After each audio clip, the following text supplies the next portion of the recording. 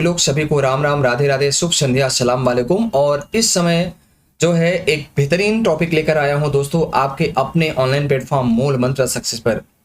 दोस्तों मूल मंत्र सक्सेस जो है वो वास्तव में टीजीटी और पीजीटी के लिए एक प्रकार से जो हम कह सकते हैं कि टीचिंग एग्जाम्स के लिए एक शानदार प्लेटफॉर्म है, जहां पर आपको पूरी चीजें निःशुल्क दी जा रही हैं। तो आप लोग बिल्कुल शांत मत रहिए, आप लोग कंधे से कंधे मिलाकर आगे बढ़िए और सपोर्ट करिए, क्योंकि जब तक आप सपोर्ट नहीं करेंगे मजा नहीं आएगा। और ये मतलब ये आपके लिए है, आप मेहनत करिए, आप आराम से पढ़िए, धुआंधार पढ़िए, बहुत अच्छी अच्छी चीजें आपको मिल रही है। बस ये करिए कि आपके अपने साथ साथ किसी और को भी शेयर करिए, ताकि वो भी धुआंधार तरीके से पढ़ाई कर सके और धुआंधार तरीके से नौकरी ले सके। तो आइए भैया देखते हैं। यहाँ पर सबसे बड़ी बात यहाँ पर आज हम लोग बात करेंगे थॉमस हॉब्स के बारे में। देखिए अभी तक पॉलिटिकल साइंस में हमने भैया कई सारे टॉपिक की चर्चा कर लिया है। उसमें हमने अभी तक जो चर्चा किया है मैकियावेली तक चर्चा किया है, निकोलो मैकियावेली, जिसे आधुनिक राजनीति विज्ञान का हम जनक मानते हैं। वैसे राजनीति विज्ञान का जनक अरस्तु को माना गया है, लेकिन आधुनिक राजनीति विज्ञान का जनक किसे माना जाता है, वो आपका निकोलो मैकियावेली को माना जाता है। क्यों? क्योंकि निकोलो मैकियावेली ने आधुनिक काल में पॉलिटिकल साइंस यानी राजनीति को नीति शास्त्र से अलग करने का प्रयास किया है, धर्मशास्त्र से अलग करने का प्रयास किया है। तो दोस्तों अगर मैं बात करूं, आज एक बेहतरीन जो है, दरअसल ये समझौतावादी विचारक माने जाते हैं, इनको हम संविदावादी विचारक बोलते हैं। और दोस्तों संविदावादी विचारकों की बात करیں तो इसमें मुख्यतः 3 विचारकों का नाम मेन है। कौन कौन? आप कहेंगे सर हॉब्स का नाम इसमें आता है, हॉब्स के बाद आपका लॉक का नाम आएगा और लॉक के बाद यहाँ पर जो है रूसो का नाम आएगा। और तीनों ही अपने आप में बहुत शानदार हैं। और दोस्तों तीनों ही वास्तव में सामाजिक समझौता के सिद्धांत को, राज्य की उत्पत्ति के सामाजिक समझौते के सिद्धांत को का समर्थन करते हैं। लेकिन याद रखिएगा तीनों के विचार में कमोबेश यहाँ पर भिन्नता दिखाई पड़ती है। तो आज सबसे पहले हम लोग थॉमस हॉब्स या थॉमस हॉब्स की बात करेंगे, उसके बाद फिर लॉक की बात करेंगे, फिर रूसो की बात करेंगे। तो दोस्तों थॉमस हॉब्स की अगर बात करें, थॉमस हॉब्स या थॉमस हॉब्स की बात करूं तो सबसे पहले इसका कार्यकाल जो होता है वो 1588 से लेकर के 1679 ईस्वी तक के बीच में होता है। अगर जन्म की बात करें तो इसका जन्म 5 अप्रैल 1588 में होता है। और जन्म कहाँ पर होता है दोस्तों? आप कहेंगे सर वो इंग्लैंड के मासम्बरी में नामक स्थान में होता है, या इसका नाम कई कई पर माल मिसबरी भी मिलता है। तो इंग्लैंड का निवासी था और इसका इंग्लैंड में जहां पर जन्म होता है उसका नाम मासम्बरी है, या फिर इसको माल मिसबरी भी कहते हैं इस स्थान को। अब देखिए इसके पिता जो है वो वास्तव में पेशे से पादरी थे दोस्तों। अब याद रखिएगा इनके जन्म के समय जेम्स प्रथम का शासन था। मतलब जब इनका जन्म हुआ दोस्तों तो उस समय इंग्लैंड में जेम्स प्रथम का शासन था। लेकिन याद रखिएगा जेम्स प्रथम दोस्तों एक निरंकुश शासक था, और ये कहीं ना कहीं जेम्स प्रथम जो है वो राज्य के दैवी उत्पत्ति के सिद्धांत में, क्या दोस्तों, राज्य के दैवी उत्पत्ति के सिद्धांत में विश्वास करता है। किसके? राज्य के दैवी उत्पत्ति के सिद्धांत में विश्वास करता है। आपको मालूम है कि अगर राज्य की उत्पत्ति के सिद्धांत की बात करें तो सबसे प्राचीनतम सिद्धांत दोस्तों कौन है? वो दैवी उत्पत्ति का सिद्धांत है। और सबसे प्रामाणिक सिद्धांत जो है वो व्यवहारवादी सिद्धांत है। क्या? व्यवहारवादी सिद्धांत है राज्य की उत्पत्ति का। तो यहाँ पर वह दैवी उत्पत्ति के सिद्धांत का समर्थक है। और वह जो है दोस्तों बोलता है, क्या बोलता है? जेम्स प्रथम ने कहा था कि राजा पृथ्वी पर ईश्वर की जीवित प्रतिमा है। ये कथन किसका दोस्तों? ये कथन जेम्स प्रथम का है। अब देखिए जिस समय हॉब्स अपनी मां के गर्भ में था उस समय कहा जाता है कि वास्तव में राजतंत्र एवं जनतंत्र के बीच में एक संघर्ष छिड़ा हुआ था दोस्तों, और जिस कारण इंग्लैंड में एक भयावह वातावरण था। कहने का मतलब ये था कि जिस समय ये गर्भ में था, जिस समय हॉब्स अपनी मां के गर्भ में था, उस समय इंग्लैंड का वातावरण जो है भयावह स्थिति में था। क्यों? क्योंकि राजतंत्र एवं जनतंत्र के बीच में बड़ा संघर्ष की अवस्था थी, और यही कारण चारों ओर केवल और केवल अराजकता थी दोस्तों। और उस समय का जो माहौल था वो बहुत ही डरावना था कि हॉब्स आगे चल करके अपने विचार जब प्रस्तुत करता है तो हॉब्स के विचारों में वास्तव में इंग्लैंड की तत्कालीन जो स्थितियां हैं उन स्थितियों का प्रभाव इसके विचारों पर पड़ता है। तो यहाँ पर हॉब्स जब जन्म होता है दोस्तों, तो हॉब्स का जन्म समय से 2 माह पहले, मतलब अभी जैसे होता क्या है कि 9 महीने और जो है में उस किसी व्यक्ति का जन्म होता है, लेकिन कहा जाता है कि अपनी माँ के गर्भ में था और ऐसा माहौल व्याप्त हुआ कि इसका जो है गर्भ होता है, इसकी माँ का जो गर्भ होता है ये 7 महीने में हो जाता है, और ये 7 महीने में ही क्या होता है? इसका जन्म हो जाता है। इस प्रकार जो भय होता है दोस्तों वो हॉब्स के जीवन की आधारशिला है। और एक इंपॉर्टेंट यहाँ पर स्टेटमेंट हॉब्स ने कहा है दोस्तों, क्या कहा है कि वास्तव में लेवियाथन, किसमें लिखा है? लेवियाथन दोस्तों इसको अमर कर दिया है। वास्तव में लेवियाथन जो है वो हॉब्स की किताब का नाम है, और हॉब्स ने अपने प्रसिद्ध पुस्तक लेवियाथन में लिखा है, क्या लिखा है? कि मैं और मेरा भय दोनों जुड़वा भाई हैं। मतलब उसने कहा कि भाई मैं अकेला नहीं हूं, बल्कि जब मैं माँ के गर्भ में था तो मेरे साथ साथ जुड़ भय भी पल रहा था, इसलिए मैं और मेरा भय क्या है, वो दोनों जुड़वा भाई हैं। 1625 में याद रखिएगा दोस्तों, 1625 में सत्तासीन होने के बाद जब सत्ता से हटा दिए गए कौन, चार्ल्स प्रथम, तो ये याद रखिएगा 1625 में सत्तासीन होने के बाद, सत्तासीन का मतलब सत्ता पर आसीन, सत्ताच्युत का मतलब होता है सत्ता से हटना। तो 1625 में दोस्तों जब चार्ल्स प्रथम सत्तासीन होता है, जब चार्ल्स प्रथम जेम्स प्रथम के बाद उसका बेटा चार्ल्स प्रथम सत्तासीन होता है, तो वह वास्तव में निरंकुश शासक बन जाता है। फलतः संसद सदस्यों से टकराव हुआ। जाहिर सी बात है अगर कोई भी आदमी निरंकुश बनेगा दोस्तों, तो जाहिर सी बात है अगर लोक कल्याण की बात नहीं करेगा तो कहीं ना कहीं टकराव की स्थिति पैदा होती है। और ऐसे में होता क्या है दोस्तों, कालांतर में हुआ क्या, कालांतर में इसने क्या किया, संसद को भंग कर दिया और कुछ प्रतिनिधियों को जेल में डाल दिया। मतलब होता क्या, जैसे अभी मान लीजिए हम किसी सरकार की बात करें, जैसे अभी आप देखें कि यहाँ पर जैसे भारत में अगर बात करें तो बीजेपी गवर्नमेंट है, अब मोदी जी यहाँ पर प्रधानमंत्री हैं, अब मोदी जी निरंकुश बन जाए और ऐसे कंडीशन में जब संसद के सदस्यों से इनका टकराव हो तो ये संसद को भंग करवा दें और भंग करने के बाद वहां के कुछ सदस्यों को ये जेल में ठुसवा दें। तो वही कंडीशन क्या था दोस्तों, इंग्लैंड में था कि इंग्लैंड में जब शासन राजा और सांसदों के बीच में जब टकराव की स्थिति उत्पन्न हो गई तो वास्तव में उसने संसद को भंग कर दिया और भंग करके क्या किया, उन्हें जेल में डाल दिया, जिसके कारण गृह युद्ध शुरू हो गया था। अब याद रखिएगा इसकी जो समाप्ति होती है दोस्तों वो कब होती है, जब जेम्स प्रथम को फांसी दी जाती है तब होती है। मतलब यहाँ पर ये होता है कि जेम्स प्रथम को फांसी दे दी गई। याद रखिएगा मतलब क्या होता है दोस्तों, जब ये टकराव की स्थिति पैदा हो गई तो समस्या यहाँ पर ये हुआ कि जेम्स प्रथम को फांसी दे दी गई। चूंकि जेम्स प्रथम भी निरंकुश शासक था तो जेम्स प्रथम को फांसी दे दी गई। 1949 की इस घटना को इंग्लैंड में खूनी क्रांति कहते हैं। क्या दोस्तों, यानी ये घटना जो होती है दोस्तों 1949 में होती है। और 1949 में क्या होती है कि वास्तव में इसे हम क्या बोलते हैं, इसे वास्तव में हम क्या बोलते हैं दोस्तों, इसे हम बोलते हैं क्या, इसे बोलते हैं सॉरी। तो ये सारी बातें आप याद रखिएगा, यहाँ पर क्या होता है, इसको हम बोलते हैं खूनी क्रांति। ये खूनी क्रांति होता है। आप देखिए दोस्तों आगे हम लोग बढ़ते हैं, कुछ और बात करते हैं। क्या जनता के समर्थन से ऑरविल क्रॉमवेल, आप देखिए जब जेम्स प्रथम हो गया तो वास्तव में क्या होता है कि वास्तव में ये देखिए यहाँ पर ऑरविल क्रॉमवेल, कौन दोस्तों, ऑरविल क्रॉमवेल सत्ता संभालता है और चार्ल्स प्रथम के पुत्र, चूंकि चार्ल्स प्रथम भी सत्ता से संभालता है, जो चार्ल्स प्रथम के पुत्र चार्ल्स द्वितीय को देश निकाला दे दिया गया। ध्यान रखिएगा चूंकि जनता ने के समर्थन से ऑरविल क्रॉमवेल ने सत्ता संभाला और चार्ल्स प्रथम के पुत्र क्या किया, चार्ल्स द्वितीय को देश निकाला दे दिया। क्योंकि हमने क्या बोला, हमने कहा वहां पर जो झगड़ा था, वो लड़ाई थी, वो दो के बीच थी। कौन कौन, एक तो राजतंत्र और दूसरा क्या था, दूसरा आपका प्रजातंत्र के बीच में।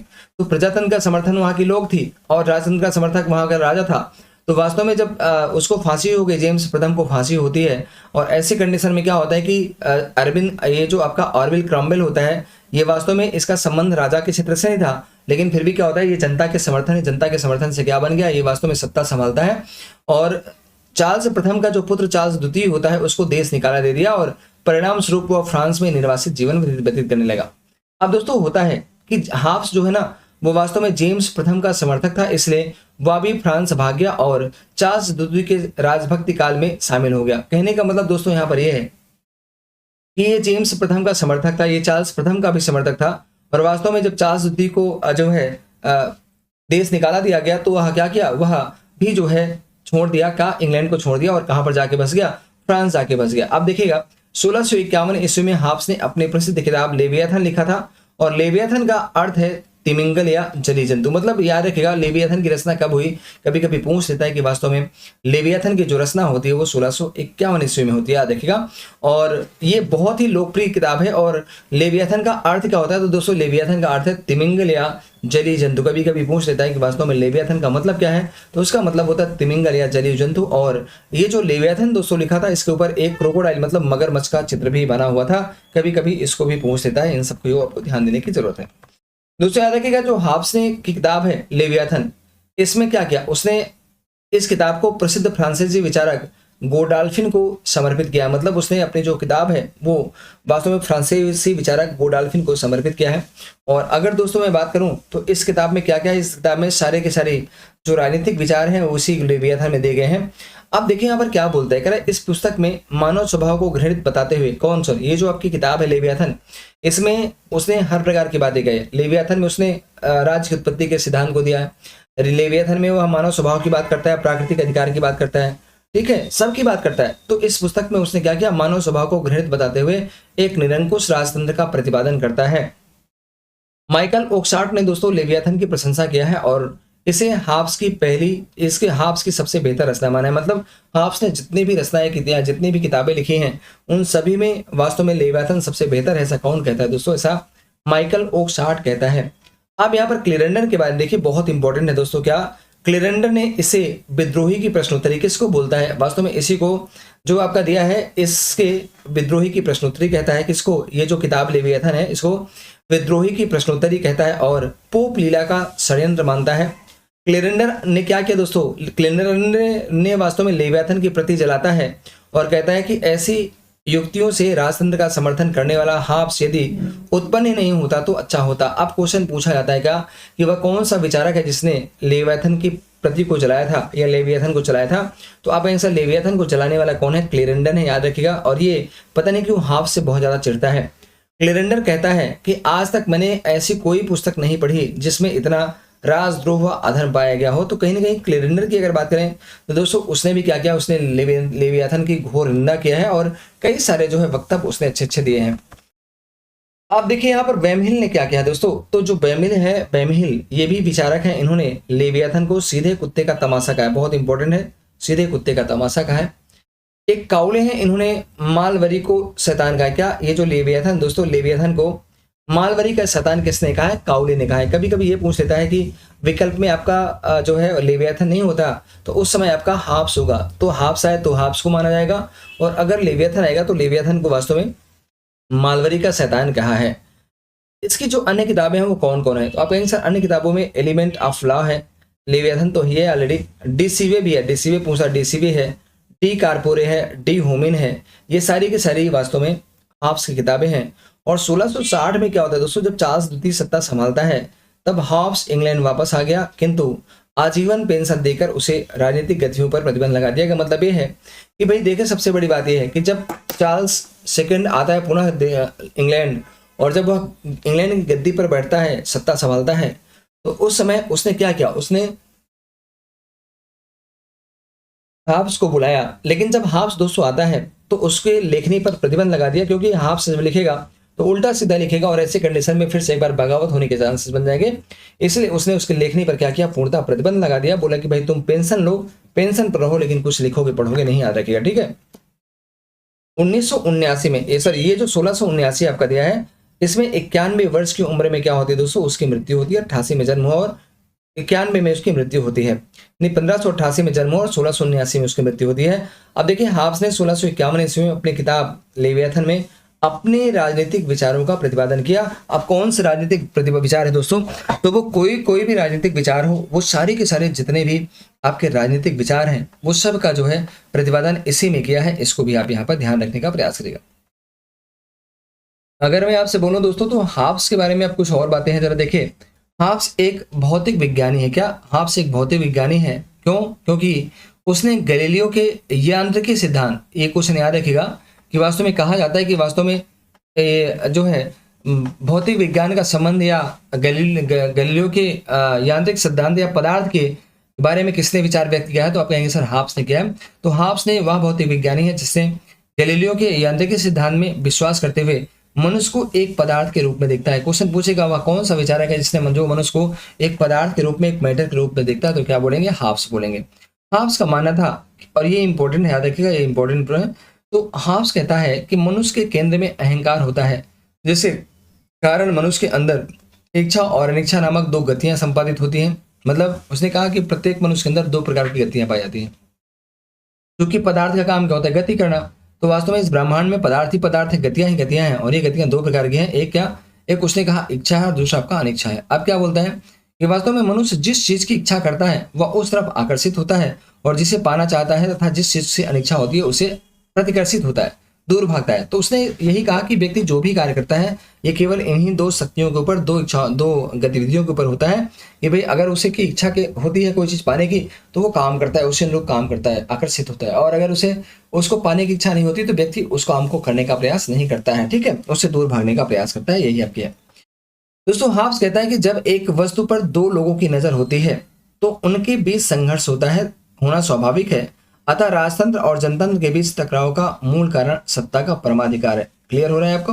मतलब क्या बोलता है कहता है भाई बहुत साफ सी बात है, अगर एक ही वस्तु दी हो, मान लीजिए कोई एक वस्तु यहाँ पर दिया है, मान लीजिए आपकी एक बॉल दी है यहाँ पर, ठीक, और इस बॉल पर एक भाई की नजर है और इसी पर दूसरी भाई की नजर है, तो बॉल को तो आप तोड़ दोगे नहीं यहाँ पर। तो वही यहाँ पर कह रहा है कि भाई जब एक ही वस्तु पर एक से अधिक लोगों की नजर होती है और तो उनके बीच में जो संघर्ष होता है वो अवश्यंभावी बनता है, क्योंकि अगर आप संघर्ष नहीं करोगे तो फिर वो खत्म नहीं होगा। इसलिए कहते हैं कि भाई यहाँ पर क्या होता है कि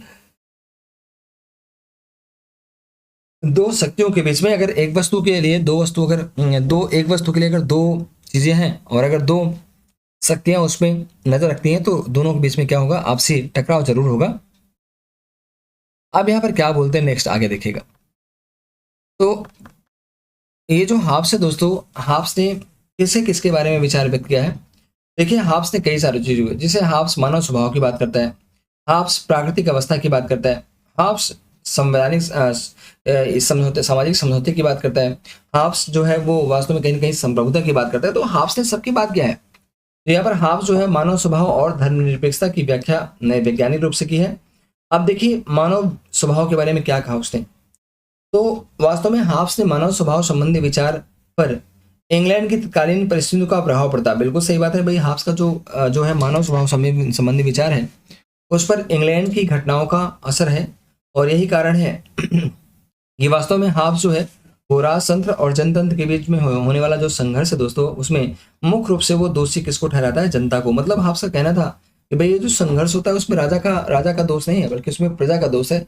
ये प्रजा ही है जिसने राजा को फांसी पर लटका दिया था। तो कहने का मतलब यह है कि वह जो है वो कहीं ना कहीं राजा को दोषी मानता है, ठीक है, ध्यान है, सॉरी, कहीं ना कहीं जनता को दोषी मानता है।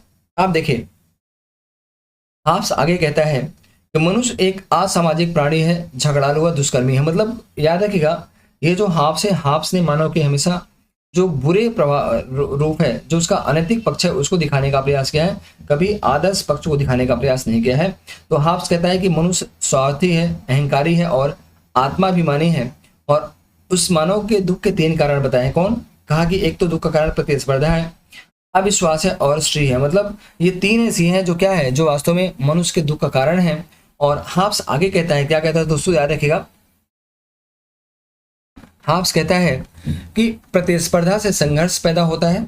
जो दुख के 3 कारण बताए उसमें कहता है कि प्रतिस्पर्धा से संघर्ष उत्पन्न होता है, अविश्वास से भय उत्पन्न होता है और स्त्री से यश से लालच का जन्म होता है। और ये तीनों ही मनुष्य के संघर्ष का कारण होता है, मनुष्य के निराशा का कारण होता है। दोस्तों प्राकृतिक अवस्था के संदर्भ में मानव के हाब्स के क्या विचार थे? तो हाब्स कहता है कि वास्तव में प्राकृतिक अवस्था अव्यवस्था एवं अराजकता की अवस्था थी। क्योंकि अस्पष्ट मैंने आपको क्या बताया कि वास्तव में जब हाब्स पैदा हुआ तो मैंने कहा हाब्स के समय जो है संघर्ष चल रहा था, किसके बीच में? लोकतंत्र और राजतंत्र के बीच में, जिसके कारण वहां की जो उसमें स्थितियां थी वो क्या थी? बहुत भयावह थी। तो जब स्थितियां भयावह होगी तो आप मुझे ये बताएं, जब कोई बच्चा जन्म लेगा और वो अपने आंखों के सामने जैसी जैसी घटनाओं को होते हुए देखेगा, उन घटनाओं का उसी के ऊपर उसी प्रकार से जिक्र होगा। तो सीख यहाँ पर हाब्स जो है कहता है कि प्राकृतिक अवस्था अव्यवस्था और अराजकता की अवस्था है जिसमें मानव जीवन पाश्विक है, दीनहीन है और क्षणभंगुर है। दोस्तों ये सारा एक पूछन हुआ है कि वह कौन सा विचारक है जो वास्तव में मानव जीवन को दीनहीन क्षणभंगुर माना है और पाश्विक माना है। तो आप कहेंगे कौन का है भैया? हाब्स का है। हाब्स प्राकृतिक अवस्था को सबके विरुद्ध युद्ध की अवस्था मानता है। दोस्तों उसने कहा कि जो प्राकृतिक अवस्था है वो सबका है और ये सबके विरुद्ध युद्ध की अवस्था है। हाब्स आगे कहता है कि प्राकृतिक अवस्था में कला, विज्ञान, व्यापार, व्यवसाय, निजी संपत्ति एवं संस्कृति का अभाव है। यहाँ केवल एक ही है शक्ति क्या जिसकी प्रचलित है। कौन सा एक ही शक्ति, कौन सा प्रचलित? दोस्तों उसने कहा कि यहाँ पर एक ही शक्ति प्रचलित है, अर्थात शक्ति ही सत्य है, जिसकी लाठी उसकी भैंस। मतलब उसने कहा कि भाई इस दुनिया में सब कुछ बेकार है, इस समाज में केवल एक चीज प्रसिद्ध है और वो क्या है? सत्य ही सत्य है, अर्थात जिसकी भैंस है उसी की जिसकी लाठी है उसी का भैंस है। और इस भाष्य और लाठी और भैंस वाले सिद्धांत को हम क्या बोलते हैं दोस्तों? मत्स्य न्याय कहते हैं। तो ये सारे पॉइंट आपके लिए इंपॉर्टेंट है क्योंकि प्राकृतिक अवस्था की बात करता है। मानव स्वभाव के बारे में क्या बोला? मानव स्वभाव के बारे में बोलता है कि भाई मानव स्वभाव जो है वो बहुत ही जो है स्वार्थी है, बहुत ही दीनहीन है और बहुत ही क्षणभंगुर है। और फिर वो प्राकृतिक अवस्था के बारे में बात करता है कि प्राकृतिक अवस्था जो है वो वास्तव में क्या है? वो जो है एकदम से अराजकता की अवस्था है जहाँ पर मनुष्य का जो जीवन है वो बहुत ही दीनहीन, पाश्विक और क्षणभंगुर है। और फिर बोलते हैं कि वास्तव में ये जो आपकी प्राकृतिक अवस्था होती है ये किसी व्यक्ति विशेष की अवस्था नहीं होती बल्कि ये सबके लिए होती है। और जो है फिर आगे कहता है कि यहाँ पर इस समाज में सिर्फ एक ही कानून प्रचलित है, और वो कानून क्या है? जिसकी लाठी उसकी भैंस। अर्थात अगर आपके पास शक्ति है तो आपका सब कुछ है, शक्ति नहीं है तो आपका कुछ भी नहीं है। ये चीज यहाँ पर बोलता है। ठीक है, ध्यान रखिएगा। अब आगे बढ़े हम लोग दोस्तों, जरा देखिएगा जो हाब्स की प्राकृतिक अवस्था है दोस्तों, वो पूर्व सामाजिक एवं पूर्व राजनीतिक है। इसको भी थोड़ा ध्यान रखिएगा, राजनीतिक। ठीक है, वो पूर्व सामाजिक एवं पूर्व राजनीतिक है। अब प्राकृतिक अधिकार की बात करता है दोस्तों, याद रखिएगा ये वास्तव में जितने भी संविधावादी विचारक हैं, चाहे वो हाब्स की बात करूं, चाहे मैं लाक की बात करूं, या फिर मैं जो है रूसो की बात करूं, सबने कमोबेश इसी प्रकार के विचार प्रस्तुत करने का प्रयास किया है। ठीक है, अब थोड़ी बहुत अंतर भी वहां पर होती है, लेकिन प्राकृतिक अधिकार के बारे में सब बात करता है, मानव स्वभाव के बारे में सभी बात करते हैं, या फिर जो है सामाजिक समझौते के बारे में सभी बात करते हैं। तो उसी प्रकार से यहाँ पर प्राकृतिक अधिकार की बात करते हैं। और हाब्स कहता है दोस्तों कि प्राकृतिक अवस्था में रहने वाले व्यक्तियों के पास कोई भी प्राकृतिक अधिकार नहीं है सिवाय शक्ति के अधिकार के। मतलब याद रखिएगा, अगर क्वेश्चन पूछे कि हाब्स ने कितने प्राकृतिक अधिकार बताए हैं, तो वास्तव में हाब्स ने सिर्फ एक प्राकृतिक अधिकार बताया, और क्या है आपका? शक्ति का अधिकार। क्या जैसा? शक्ति का अधिकार। अर्थात प्रत्येक व्यक्ति को अपने प्राण की रक्षा स्वयं करना है। हाब्स कहता है कि प्राकृतिक अवस्था में प्राकृतिक कानून विद्यमान है। हाब्स ने आगे कहा कि क्या बोला? ये जो वास्तव में प्राकृतिक कानून है दोस्तों, इस प्राकृतिक कानून को हाब्स ने बुद्धिमत्ता की विधियां कहा है, या फिर इसको बुद्धिमत्ता की सलाहें भी कह सकते हैं। याद रखिएगा, हाब्स कहता है दोस्तों प्राकृतिक कानून विवेक का आदेश है। क्या बोलता है? प्राकृतिक कानून विवेक का आदेश है। और हाब्स फिर कहता है कि 19 प्राकृतिक कानून बताए हैं, लेकिन 3 मुख्य है। कौन? एक तो मनुष्य शांति से रहे। यहाँ पर 3 प्राकृतिक कानून उसने मुख्य बताए हैं। कौन कौन? मनुष्य शांति से रहे, और दूसरा आपका दिया है मनुष्य को अपने अधिकार सौंप दे, मनुष्य अपने प्राकृतिक अधिकार सौंप दे, दूसरा है, और व्यक्ति अपने वचन का पालन करे। वचन का मतलब क्या होता है कि जैसे आपने कह दिया कोई बात, तो आप उस वचन पर अडिग रहे। ऐसा ना हो कि भैया आप कुछ और कहें और कर कुछ और रहे। तो वही बात यहाँ पर कह रहा है कि भाई मनुष्य को हमेशा अपनी बातों पर क्या होना चाहिए? अडिग रहना चाहिए। और मनुष्य के पास जितने भी प्राकृतिक अधिकार हैं, जितनी भी शक्तियां हैं, वो सारे के सारे क्या करते हैं? वो वास्तव में राज्य या राजा को सौंप दे। ठीक है, ये बात आप यहाँ पर ध्यान रखिएगा। ठीक,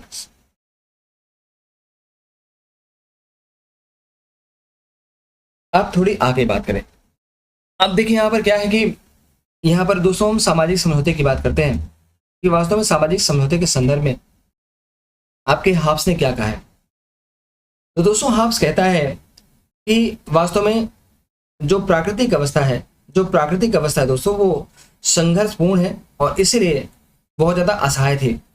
अतः जीवन और संपत्ति तथा मुक्ति की प्रेरणा ने मनुष्य को समझौता करने के लिए बाध्य किया। क्या बोलता है कि शायद वो समझौता नहीं होता, लेकिन चूंकि प्राकृतिक अवस्था संघर्षपूर्ण है, तनावपूर्ण है, सहाय थी, इसीलिए जीवन तथा संपत्ति की और मुक्ति की प्रेरणा ने मनुष्य को क्या किया? समझौता करने पर विवश किया। हाब्स कहता है कि समझौता सभी मनुष्यों का प्रत्येक व्यक्ति से होता है। याद रखिए दोस्तों, यहाँ पर हाब्स जो है ना, वो एक समझौते की बात करता है, लाक 2 समझौते की बात करता है। कई बार क्वेश्चन आपसे पूछ भी देता है कि हाब्स ने कितने प्रकार के समझौता की बात किया है, तो हाब्स एक समझौते की बात करता है। जो आपका लाक है वो 2 समझौते की बात करता है, और एक से राज्य की उत्पत्ति और दूसरे से राजा की उत्पत्ति के बारे में बात करता है। तो यहाँ पर हाब्स कहता है दोस्तों, हाब्स कहता है कि जो है जो प्राकृतिक अवस्था है वो संघर्षपूर्ण अवस्था है, असहाय थी, तथा जीवन संपत्ति और मुक्ति की प्रेरणा ने मनुष्य को समझौता करने के लिए बाध्य किया। हाब्स फिर कहता है कि समझौता सभी व्यक्तियों का प्रत्येक जीवन से होता है, इसमें राजा भागीदार नहीं होता है। अर्थात जो समझौता है, समझौते में राजा भागीदारी नहीं होता है, ये वास्तव में जनता के बीच समझौता है। तो क्वेश्चन कभी पूछ सकता है कि वास्तव में जो हाब्स ने समझौता किया है उसमें कौन शामिल है? उसमें क्या राज्य या राजा शामिल है? तो आप कहेंगे नहीं सर, इसमें वास्तव में क्या होता है? इसमें राज्य या राजा शामिल नहीं होते, इसमें केवल मनुष्य इन्वॉल्व होते हैं। और ये जो आपका समझौता है वो एक तरफा है, वो दो तरफा नहीं है, वो एक तरफा समझौता है। और इस एक तरफा में क्या होता है? वो सारा का सारा जो है अपनी शक्ति और सत्ता वो अपने सामने वाले को सौंप देता है, हैंडओवर करता है। तो वही यहाँ पर हाब्स कहता है कि समझौता सभी व्यक्तियों का प्रत्येक व्यक्ति से होता है, इसमें राजा भागीदारी नहीं होता है। समझौते के अनुसार व्यक्ति आत्मरक्षा के अतिरिक्त अन्य सभी अधिकार शासक या उसके राज्य को समर्पित कर देता है, और शासक की सत्ता पूर्णतः निरंकुश है। अतः हाब्स केवल एक समझौते की बात करता है। मतलब याद रखिएगा, सबसे बड़ी बात यहाँ पर यह है कि जब आप आगे पढ़ेंगे, जब क्रांति की बात यहाँ पर देखेंगे, तो क्रांति संबंधी विचार भी वास्तव में इसने दिया है, और खुद कहता है कि मनुष्य को, व्यक्ति को, प्रजा को क्रांति करने का अधिकार नहीं है। व्यक्ति को राजा या राज की आलोचना करने का अधिकार नहीं है, उसकी आज्ञा का उल्लंघन करने का अधिकार नहीं है। और फिर कहता है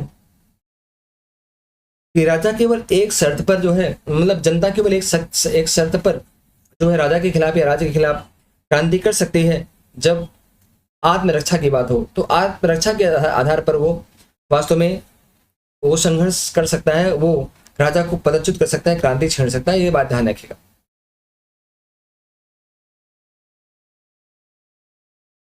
हाब्स दोस्तों क्या कहता है? हाब्स ने कहा कि एक ही समझौते के द्वारा क्या क्या उत्पन्न होता है? नागरिक समाज का जन्म होता है, राज्य और सरकार तीनों का जन्म होता है। और क्वेश्चन पूछेगा कि वास्तव में निम्नलिखित में से किस विचारक ने, मतलब एक ही समझौते से नागरिक समाज, राज्य और सरकार का या शासन तीनों का जन्म होता है, यह समझौता किसका है? तो याद रखिएगा ये वास्तव में हाब्स का समझौता है। और हाब्स ने इसे संयुक्त रूप से कॉमनवेल्थ कहा है। क्या उसने संयुक्त रूप से, मतलब नागरिक समाज, राज्य और सरकार को उसने संयुक्त रूप से क्या कहा है? कॉमनवेल्थ कहा है। ठीक है। हाब्स अपने राजा को संप्रभु माना है, राजा और राज दोनों को संप्रभु माना है। हाब्स के अनुसार राज्य या राजा क्या बोलता है? हाब्स जो है कहता है कि राज्य सभी शक्तियों का स्रोत होगा, राजा सभी शक्तियों का स्रोत होगा। ये बड़े इंपॉर्टेंट स्टेटमेंट आपके दिए हैं। इसके बाद जरा देखिए दोस्तों फिर और क्या बोलता है। संप्रभुता या राजसत्ता के बारे में क्या स्टेटमेंट उसने दिया? तो हाब्स कहता है कि संप्रभुता अविभाज्य है। अविभाज्य का मतलब क्या? संप्रभुता को विभाजित नहीं की जा सकती, निरंकुश है, असीम है, अदेय है, अहस्तांतरणीय है और अभयादित है। मतलब जो संप्रभुता है, संप्रभुता सुप्रीम है और संप्रभुता को जो राजा है वो बांट नहीं सकता है, ना उसे कम कर सकता है। और फिर कहता है कि यह विधि, न्याय और संपत्ति का स्रोत है। संप्रभु किसी को उग्र दे सकता है, मनमानी कर सकता है, या किंतु जनता को राजा संप्रभु का विरोध करने का अधिकार नहीं है। मतलब क्या बोलता है? यदि संप्रभु जो होता है ना, वो किसी को उग्रता प्रदान कर सकता है, मनमानी के साथ कर सकता है, किंतु जनता को राजा के खिलाफ विद्रोह करने का अधिकार नहीं है, सिवाय किसको छोड़ करके? आत्मरक्षा को छोड़ करके, आत्मरक्षा को छोड़ करके कभी भी व्यापार करने का अधिकार, मतलब कभी भी विद्रोह करने का अधिकार नहीं है। अब स्वतंत्रता के संदर्भ में क्या मानता है? तो हाब्स जो है ना दोस्तों कहता है कि प्राकृतिक अवस्था में व्यक्ति को किसी प्रकार की स्वतंत्रता नहीं थी। मतलब जो प्राकृतिक अवस्था है उसमें मानव को किसी प्रकार की कोई स्वतंत्रता नहीं थी। ठीक है, मतलब सारी की सारी उससे जो स्वतंत्रता थी वो छीन गई थी उस समय। और राज्य की स्थापना से ही उसे अराजकता से मुक्ति होगी और स्वतंत्रता की प्राप्ति हुई। अतः राज्य उसे अपने हितों के लिए छीन भी सकता है। मतलब क्या बोलता है? हाब्स कहता है कि प्राकृतिक अवस्था में व्यक्ति को किसी प्रकार की स्वतंत्रता नहीं थी। अब वास्तव में व्यक्ति को जो भी स्वतंत्रता या आजादी मिलती है वो राज्य के द्वारा मिलती है। इससे राज्य अराजकता से मुक्ति करने के लिए किसी की भी स्वतंत्रता को छीन सकता है, याद रखिएगा। ठीक है, किसी के भी हितों को छीन सकता है, राज्य को पूरा अधिकार है। और आगे देखें राज्य व सरकार के बारे में क्या कहता है। तो वास्तव में राज्य या सरकार के बारे में वास्तव में हाब्स कहता है दोस्तों, क्या कहता है कि राज्य जो होता है, देखिए क्या बोलता है, कहता है कि पहली बात तो हाब्स जो है दोस्तों वो राज्य और सरकार के बीच में कोई अंतर नहीं किया। मतलब दोनों को लगभग सेम मान लिया है, कॉमनवेल्थ के रूप में माना है, कोई अंतर नहीं मानता। यदि सरकार का विघटन होता है तो राज्य का भी विघटन होता है, फलतः प्राकृतिक अवस्था लौट जाती है। तो कहता है कि वास्तव में राज्य और सरकार में कोई अंतर नहीं है, राज्य और सरकार दोनों सेम है, इसलिए राज्य या सरकार को वो संप्रभु मानता है। लेकिन फिर कहता है कि वास्तव में जो है अगर मान लो सरकार का विघटन हो जाए या राज्य का विघटन हो जाए तो राज्य अपने आप विघटित हो जाता है। फिर कहता है यदि राजा जनता के अधिकारों की सुरक्षा प्रदान करती है, राजा जनता के अधिकारों को सुरक्षा प्रदान करती है, फिर भी यदि जनता के प्राणी की रक्षा ना कर सके, प्राणी का मतलब प्राण है यहाँ पर, जनता के प्राणों की रक्षा ना कर सके, तो जनता राजा के विरुद्ध विद्रोह का अधिकार प्राप्त करती है। मतलब बहुत सा जो भी मैंने आपसे कहा कि वास्तव में आत्मरक्षा के अधिकार के आधार पर जो जनता है वो विद्रोह कर सकती है और इसके सिवा उनको जनता को विद्रोह करने का अधिकार बिल्कुल भी नहीं है, याद रखिएगा। अब चूंकि व्यक्ति ने राज्य का निर्माण किया है इसलिए हाब्स को प्रथम व्यक्तिवादी भी कहते हैं। कहने का मतलब यहाँ पर यह है कि जो हाब्स है उसने क्या बोला, उसने कहा व्यक्ति ने राज्य का निर्माण किया, इसलिए हाब्स को प्रथम व्यक्तिवादी भी कहते हैं, याद रखिएगा। हाब्स कहता है कि शब्द विद्वानों की कन्या है परंतु वे मूर्खों के आभूषण है। बहुत इंपॉर्टेंट है कि हाब्स क्या बोलते हैं। हाब्स कहता है कि शब्द विद्वानों की गिनिया है, मतलब जो शब्द होते हैं वो विद्वानों के आभूषण होते हैं, जबकि मूर्ख है, जबकि जो शब्द होते हैं वो मूर्खों के लिए क्या होता है दोस्तों, आभूषण होता है। तो गिनिया का मतलब दोस्तों क्या होता है, गिनिया का मतलब एक प्रकार से बहुत कीमती बेशकीमती चीज होती है, याद रखिएगा। तो ये कथन किसका है, हाब्स का है, ये भी आपको ध्यान देना है। अगर मैं आगे बात करूं यहाँ पर दोस्तों तो देखिए यहाँ पर क्या लिखा है, कह रहा है कि हाब्स जो है ना वो वास्तव में सबसे निकृष्ट राज, कहता है हाब्स की सबसे निकृष्ट राज सबसे उत्कृष्ट अराजकता से अच्छा है। ये बहुत इंपॉर्टेंट है, पूछा गया है, क्या बोलता है जो सबसे निकृष्ट राज्य है वो सबसे उत्कृष्ट अराजकता से भी अच्छा होता है। मतलब ये कि अगर कोई बहुत कहीं बहुत ज्यादा अच्छी कंडीशन हो, लेकिन वहां पर अगर अराजकता है तो ऐसे राज्य में जाना ज्यादा बेहतर होगा जो निकृष्ट होता है। ठीक है, अब यहाँ पर शिवाइन क्या बोलते हैं दोस्तों, तो शिवाइन कहते हैं कि अंग्रेजी भाषा भाषी जातियों ने अब तक जितने महान राजनीतिक विचारकों को जन्म दिया, कदाचित हाब उसमें सबसे महानतम है। आगे शिवाइन फिर कहते हैं कि हाब्स के राजनीतिक विचारों को महान एवं क्रांतिकारी बनाने वाला विचार उसका व्यक्तिवाद ही है। मतलब ये जो अपने उसे महान बना है, हाब्स महान बनता है, वास्तव में व्यक्तिवाद के कारण बनता है। ऑक्सफोर्ड क्या बोलते हैं दोस्तों, तो ऑक्सफोर्ड बोलते हैं कि लेवियाथन अब तक पर लिखी गई पुस्तकों में महानतम ग्रंथ है। ये वास्तव में लेवियाथन को महानतम ग्रंथ माना है। और गेटल्स कहता है दोस्तों कि हाब्स के अतिरिक्त अन्य कोई ऐसा विचारक अब उत्पन्न नहीं हुआ है जिसने संप्रभुता के बारे में इतना अतिवादी दृष्टिकोण अपनाया हो। तो ये सारे पॉइंट आपको रटना है यहाँ पर। अगर मैं हाब्स की बात करूँ तो जरा देखिएगा, हाब्स कहता है कि तलवार क्या बोलते हैं, तलवार के बिना समझौता निरर्थक शब्द है, यानी जाल शब्द है। तो ये भी बहुत इंपॉर्टेंट है, क्वेश्चन वही पूछ लेता है जाने के। ठीक है, बहुत इंपॉर्टेंट है कि वास्तव में तलवार के बिना समझौता निरर्थक एवं शब्द जाल, जैसे शब्द बोल दिया, कभी कभी ये भी पूछता है कि तलवार के बिना समझौता केवल शब्द जाल है। तो शब्द जाल बोले या निरर्थक शब्द बोले, दोनों क्या उत्तर क्या हो जाएगा, हाब्स हो जाएगा। याद रखिएगा, halves is the right option. ठीक है, अब यहाँ पर थोड़ी सी बातें और हाब्स के बारे में कर लेते हैं, क्योंकि सारी बातें वहां पर लिखी हैं दोस्तों। वाहन जो है ना एक विचारक है, और वाहन ने क्या बोलता है, हाब्स का समझौता स्वतंत्रता का एक पत्र ना होकर दास्ता का बंधन सूत्र भी है। क्या बोलता है कि भाई जो आपका हाब्स का समझौता है वास्तव में दास्ता का वो जो है स्वतंत्रता का एक पत्र नहीं है, बल्कि वास्तव में दास्ता का बंधन सूत्र है। वाहन आगे कहता है कि यदि हाब्स के लेवियाथन का बहुत इंपॉर्टेंट सवाल है, कह रहा है कि वाहन कहता है कि यदि हाब्स के लेवियाथन का शीर्ष काट दिया जाए तो वह रूसों की समान इच्छा हो जाएगी। ये बहुत इंपॉर्टेंट सवाल यहाँ पर दिया है भाई। ठीक है, ध्यान रखिएगा। अब जी कालिंगवुड क्या बोलता है, तो जी कालिंगवुड कहता है कि हाब्स सर्वाधिकारवाद का प्रथम सिद्धांतकार है। इसी प्रकार से जी कालिंगवुड आगे बोलता है कि लेवियाथन एक ऐसी कृति है जो राजनीतिक शास्त्र के संपूर्ण ढांचे का अध्ययन करने की दृष्टि से बेजोड़ है। हाब्स आगे कहता है दोस्तों क्या, हाब्स के लेवियाथन की एक अन्य शीर्षक है क्या, the matter for and power of a commonwealth exploration and civil. ये वास्तव में किताब है हाब्स की दोस्तों। क्या है ये जो हाब्स है, हाब्स ने लेवियाथन को एक अन्य शीर्षक में लिखा है क्या, the matter form and power of a commonwealth ecclesiastical and civil. ये याद रखिएगा, ये लेवियाथन का शीर्षक है। और अब अगर देखें तो कुछ और बातें यहाँ पर पढ़ लेते हैं। जैसे अरस्तु की उपेक्षा करने वाला पहला राजनीतिक विचारक कौन था दोस्तों, कहेंगे हाब्स था। हाब्स ने वास्तव में अरस्तु की विचारधारा किया था। और हाब्स ने अपनी कृति डी कार्पोरे, ये बहुत इंपॉर्टेंट है, ये भी हाब्स की है, डी कार्पोरे में कहता है कि ज्ञान का अंत शक्ति है। क्या बोलता है, ज्ञान का अंत जो होता है वो शक्ति होती है। ज्ञान ऐसे नहीं अंत होगा, ज्ञान तभी अंत होगा जब शक्ति का अंत हो जाएगा। हाब्स फिर आगे कहता है दोस्तों, क्या बोलता है कि व्यक्ति और संपूर्ण विश्व भौतिक अणुओं के समुच्चय से निर्मित है। हाब्स के लिए फेलिसिटी का अर्थ है उन वस्तुओं जिनको आदमी पाने के समय सीमा पर इच्छा करता है और निरंतर सफलता पाता है, वही आपका होता है। मतलब ये जो फेलिसिटी दोस्तों है अर्थ है, फेलिसिटी का मतलब होता है क्या, उन वस्तुओं से जिनको आदमी समय समय पर पाने की चेष्टा करता है। अब देखो सी वान क्या बोलते हैं, सी वान कहते हैं कि यदि लेवियाथन इतिहास के मूलभूत सिद्धांतों के रूप में निरुपयोगी है तो यह राजनीतिक सिद्धांत रूप में भी निष्फल हो जाएगा। ये सारे पॉइंट आपके लिए काम के हैं, यहाँ पर याद रखिएगा। हम फिलहाल इसको रिपीट नहीं करें, लेकिन फिर भी आप यहाँ पर समझ जाइएगा। ठीक है, आप देखिए यहाँ पर क्या लिखा है, वेपर जो है दोस्तों, वेपर ये बहुत इंपॉर्टेंट है। वेपर क्या बोलता है, वेपर कहता है यह प्रथम आधुनिक विचारक है जिसने राजा को विविध हितों का समन्वय करता माना है।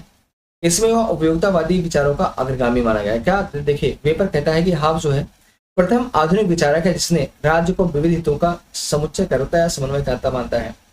इसमें वह उपयोगितावादी विचारों का अग्रणी है। और आर जी कालिंगवुड जो है वो क्या बोलते हैं दोस्तों, तो वो कहते हैं कि हाब्स से प्रभावित होकर के अपनी पुस्तक का नाम न्यू लेवियाथन लिखा है। तो ये सारे के सारे जो है कि जो आर जी कालिंगवुड साहब हैं उनकी किताब का नाम है न्यू लेवियाथन, और ये न्यू लेवियाथन की रचना वास्तव में लेवियाथन से प्रेरित होकर किया था। तो सभी का धन्यवाद भैया। आज यहाँ पर वीडियो खत्म होता है, पूरा का पूरा हाब्स खत्म हो गया, और आई होप कि आपको मैटर पूरा मिल गया होगा। और हम लोग मिलेंगे नेक्स्ट वीडियो में, तब तक नमस्कार, थैंक यू सो मच, बहुत बहुत धन्यवाद।